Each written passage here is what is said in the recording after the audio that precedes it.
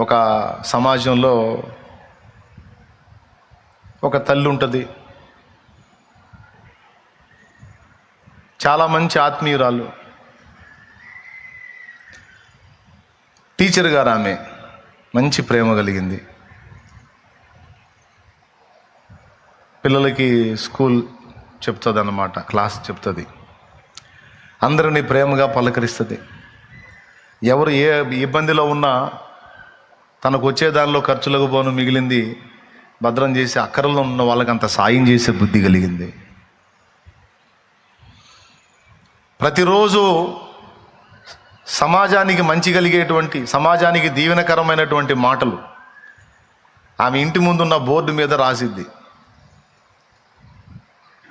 వేదంలో ఉన్న వాళ్ళని ఆదరించే మాటలు, దేవుని మాటలు ఆ బోర్డు మీద రాసిద్ది. రోజు ఆమె డ్యూటీ అది.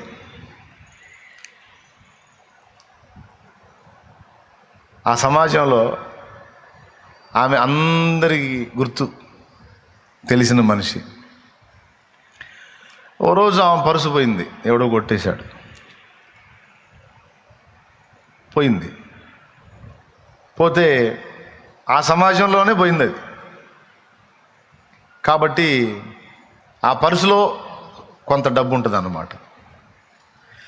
ఈమె ఆ బోర్డు మీద దేవుని మాటలతో పాటు, ఆదరణ వాక్కులతో పాటు కింద రాసిద్ది అన్నమాట, నిన్న నా పర్సు పోయింది, అందులో కొంత డబ్బు ఉంది,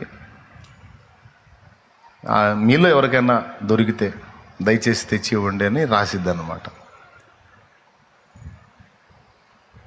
ఇక గంట తర్వాత నుంచి ఆమె ఇంట్లో తడవకో పరుసు పడతా ఉంటుంది, తడవకో పరుసు పడతా ఉంటుంది. ఎన్ని పరుసులు పడతాయో ఆమె ఇంట్లో.